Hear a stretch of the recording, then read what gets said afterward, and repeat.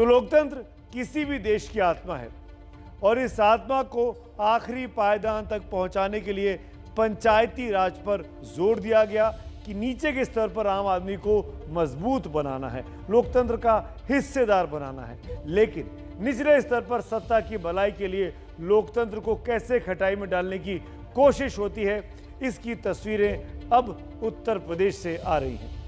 लखीमपुर में एक महिला उम्मीदवार की प्रस्तावक की साड़ी खींची गई, उससे बदसलूकी की गई। वहीं सीतापुर में सरेआम गोलियां चली और ऐसा लगा मानो जनतंत्र गणतंत्र के शोर में दबा हुआ है। तो वहीं यूपी के कन्नौज से ही गुंडागर्दी की तस्वीरें आई हैं। ये सब ब्लॉक प्रमुख के चुनावों के दौरान हुआ है। ये सब तस्वीरें कल और आज के बीच की हैं। इनमें भी लखीमपुर में एक महिला के साथ जैसा बर्ताव सरेआम हुआ, कैमरों के सामने हुआ, इससे प्रशासन की जमकर थूथू हुई और सरकार पर सवाल भी खड़े हुए। यूपी की पुलिस पर भी सवालिया निशान खड़े हो चुके हैं। आखिरकार 6 पुलिस वाले बाद में तमाम आलोचनाओं के बाद सस्पेंड कर दिए गए और 2 आरोपी गिरफ्तार हो गए हैं। बताया जा रहा है कि खुद मुख्यमंत्री योगी आदित्यनाथ ने इस पूरे मामले में कड़ाई से निर्देश दिए और कहा कि सख्ती से दोषियों पर कार्रवाई की जाए। देखिए मेरे सहयोगी लखनऊ से संजय त्रिपाठी की ये खास रिपोर्ट। सत्ता के रक्त चरित्र में डूबे यूपी में ये एक महिला को जबरन खींचे जाने भर की तस्वीर नहीं है।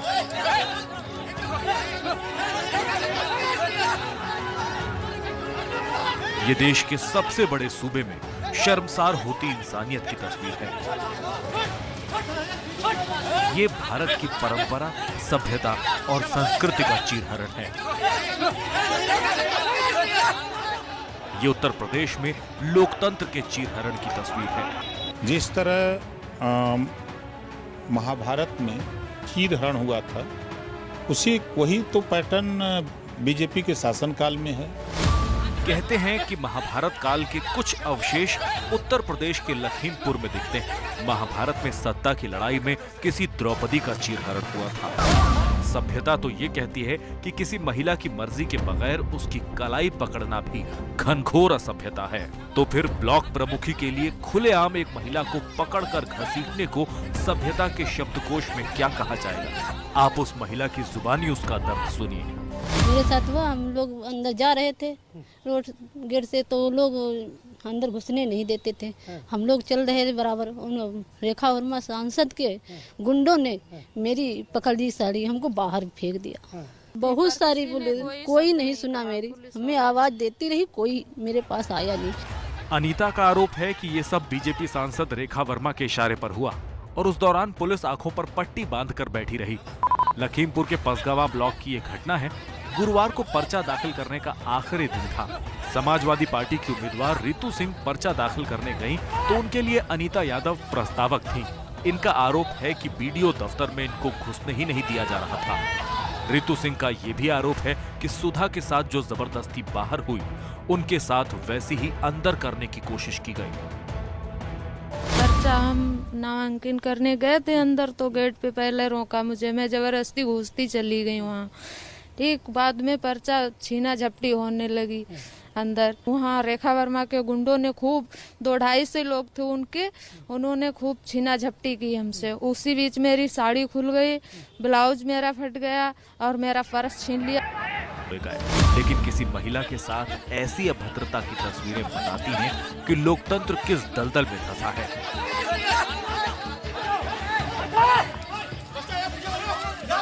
ये उनकी सोच है। हम लोग हमारी पार्टी हमेशा बेटी बचाओ बेटी पढ़ाओ के संकल्प के साथ आगे बढ़ती है। हम हमेशा महिलाओं के सशक्तिकरण के लिए हमारी पार्टी, हम सब लोग मिलकर काम करते हैं।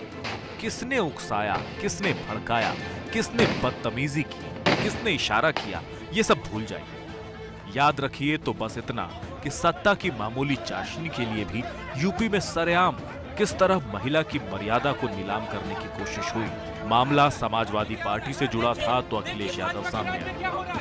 माँ के साथ, एक बेटी के साथ, एक बहन के साथ ऐसा हुआ वो व्यवहार, ये भारतीय जनता पार्टी जो अपने दुहाई देती थी कि इससे साफ सुथरी पार्टी कोई नहीं है, लोकतंत्र की पसदर बनने वाली, और फिर तब जब उत्तर प्रदेश के मुख्यमंत्री के योगी हों, याद रखना जिन अधिकारियों ने इस तरह का काम किया उन अधिकारियों का भी हिसाब किताब किया जाएगा समय आने पर। मामला राजनीतिक है तो राजनीति भी होने लगी। क्या मायावती, क्या प्रियंका, सबने सरकार पर हमला बोला।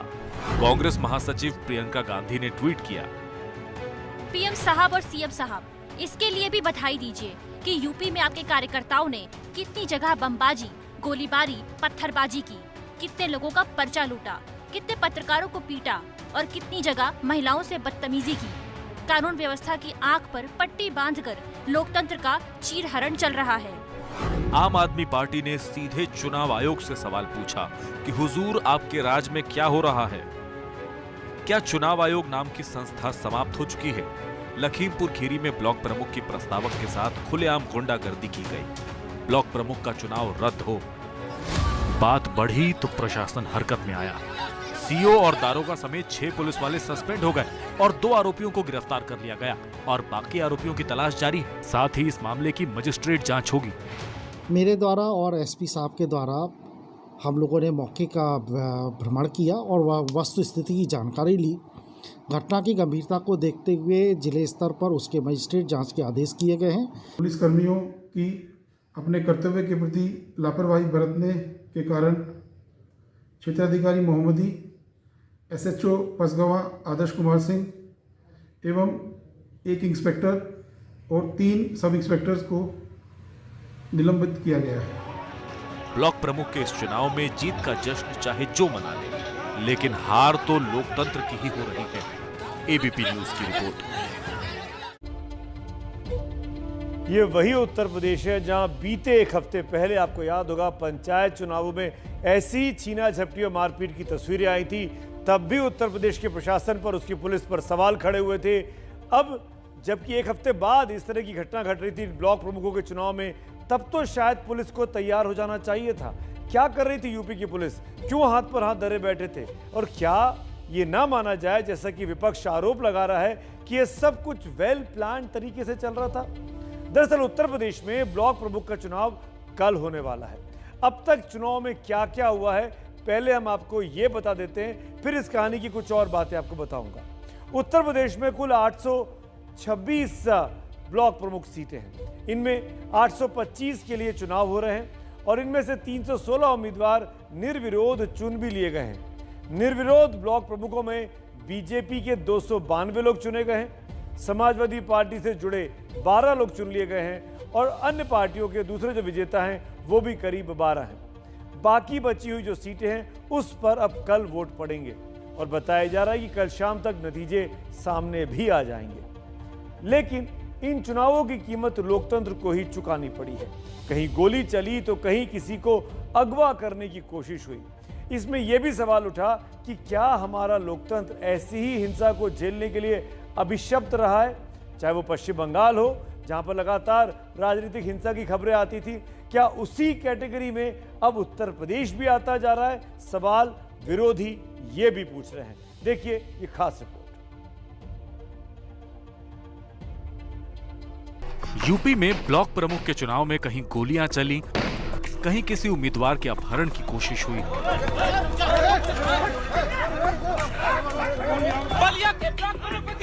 किया जा रहा है, ये देखिए। तो कहीं मारपीट की ऐसी तस्वीरें आईं। उत्तर प्रदेश के शहर दर शहर ब्लॉक प्रमुख के चुनाव में हिंसा की ऐसी तस्वीरें बार बार आती रही। ये तस्वीरें पूछ रही हैं कि क्या लोकतंत्र अब ऐसे ही समाज के आखिरी आदमी तक पहुंचेगा? हिंसा हुई है, ये बात पुलिस भी मान रही है।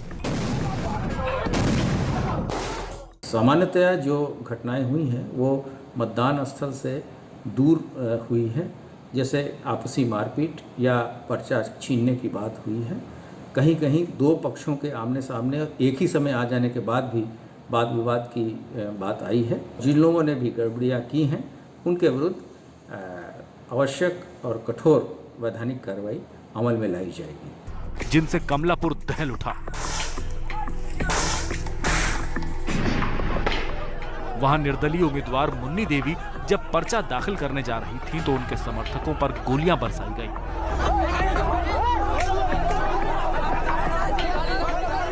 साथ ही हथगोले भी छूटे।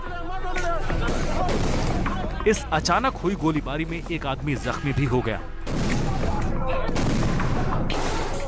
मुन्नी देवी के समर्थकों का कहना है कि पुलिस चुपचाप देखती रही। लोग दर्शक नहीं देखती रही, हम लोग कहते हैं कोई हिला नहीं, सब खड़े रहे हैं, उनको जबरदस्ती करने दी गई। तो आपके प्रत्याशी को उठाया भी गया? हाँ, उठाया गया। पुलिस क्या, हम अगर हम सक्षम न होते तो प्रत्याशी उठा ले जाते, पुलिस रोक नहीं रही थी।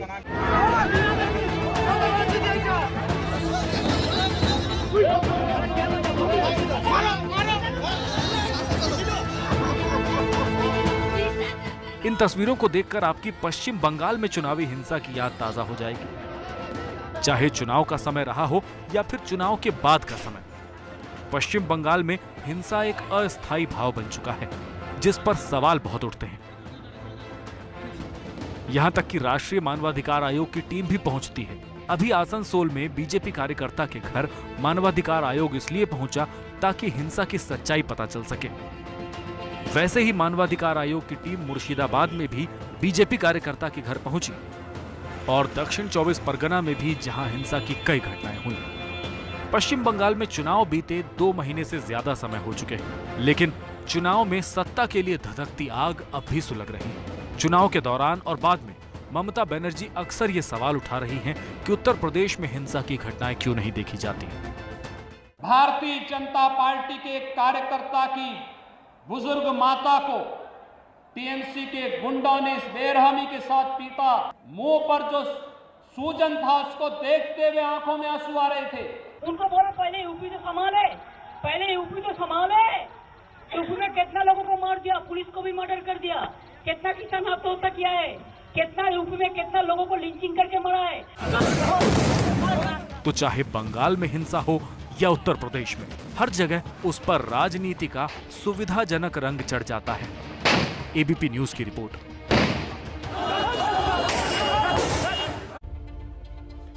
बापू का देश है, शांति की मिसाल दी जाती है, अहिंसा के पुजारी बताए जाते हैं हम सब बापू के चेले।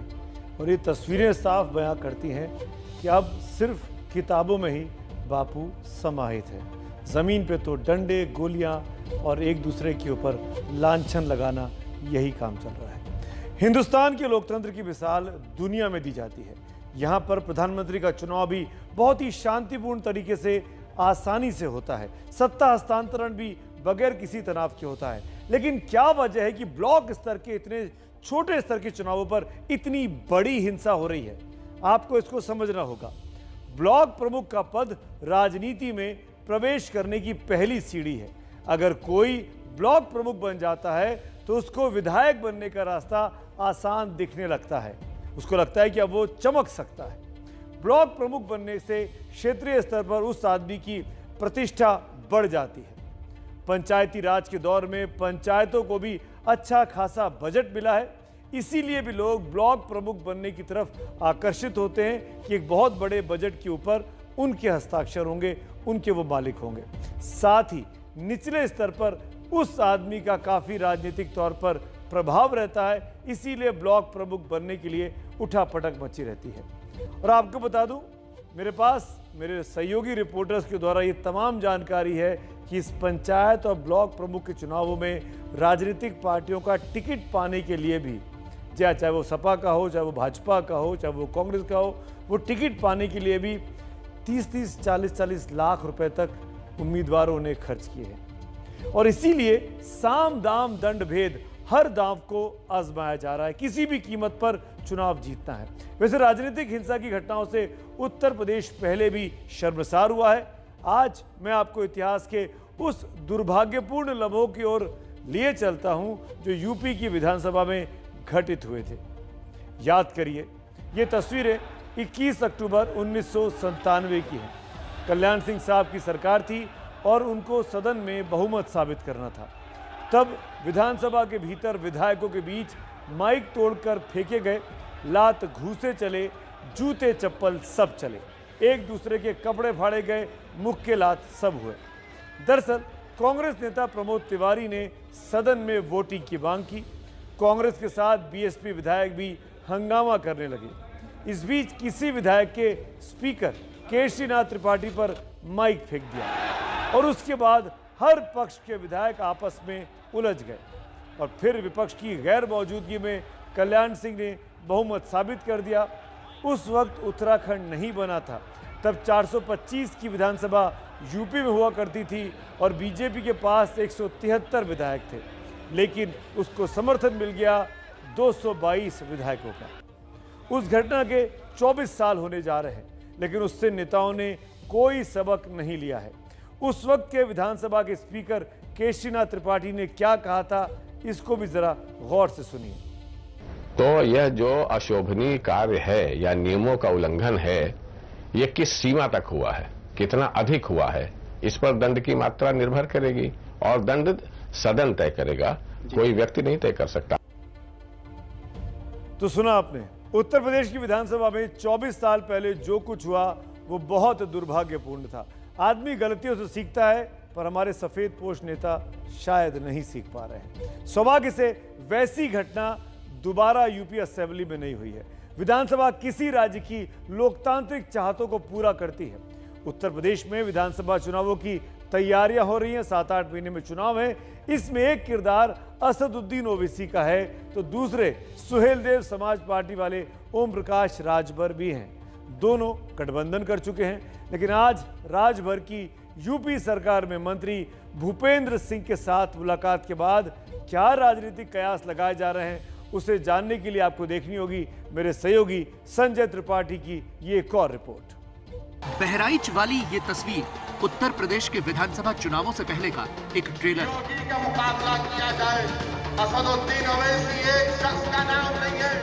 ओवैसी तो यहाँ सैयद सलार मसूद गाजी की मजार पर चादर चढ़ाकर चले गए, लेकिन पीछे छोड़ गए राजनीतिक गहमागहमी। एक गहमागहमी तो इस बात को लेकर थी कि उन्होंने सुहेलदेव समाज पार्टी के अध्यक्ष ओम प्रकाश राजभर से गठबंधन किया है। दूसरी गहमागहमी तब तेज हुई जब राजभर ने मुरादाबाद में योगी सरकार के मंत्री भूपेंद्र सिंह से मुलाकात की। हमारा उनका मिलन होता रहता था, कभी वो हमारे यहाँ आते थे, कभी मैं उनके यहाँ जाता था, एक संबंध था।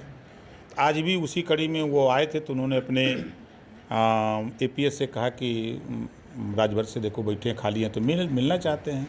तो यहाँ काफ़ी कमरे में भीड़ थी, पार्टी के नेता थे, तो हमने कहा कि ठीक नहीं है, चलो हम वहीं चल के मिल लेते हैं। मीटिंग के सिलसिले में मुरादाबाद सर्किट हाउस में मेरा जाना हुआ था। ओम प्रकाश राजभर भी अपनी पार्टी के कार्यक्रम के परिप्रेक्ष्य में मुरादाबाद में आए हुए थे। वो मुझसे मिलने मेरे कक्ष में आए। मैंने उन्हें चाय वाय पिला के सम्मान से बैठाया। मैं मुरादाबाद का निवासी हूँ, स्थानीय। कुशलक्षेम पूछा, हमारे साथ ही रहे। राजनीतिक विचारधारा उनकी अलग है, राजनीति और हमारी विचारधारा अलग है। राजनीति में शिष्टाचार की मुलाकात सिर्फ मुलाकात नहीं होती, बल्कि ये संभावनाओं के ठहरे पानी में फेंका गया एक पत्थर होता है। जानकार मानते हैं कि राजभर बीजेपी के साथ भी अपने लिए संभावनाओं का दरवाजा खोल कर रखना चाहते हैं।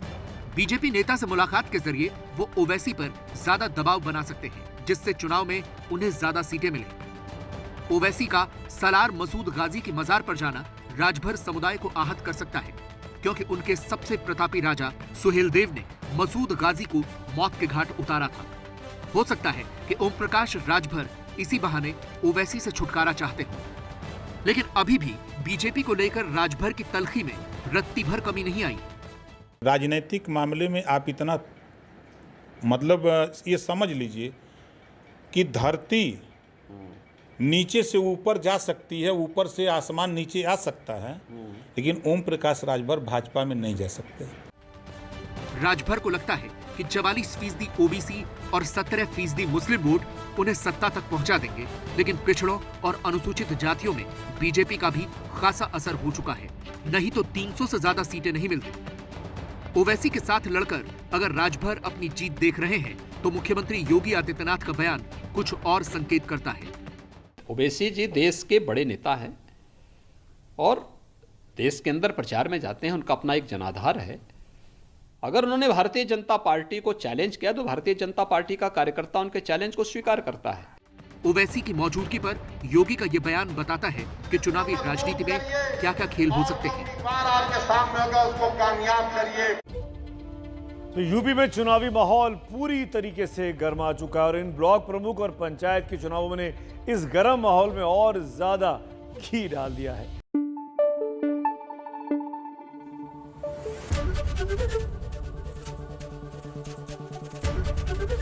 एबीपी न्यूज आपको रखे आगे।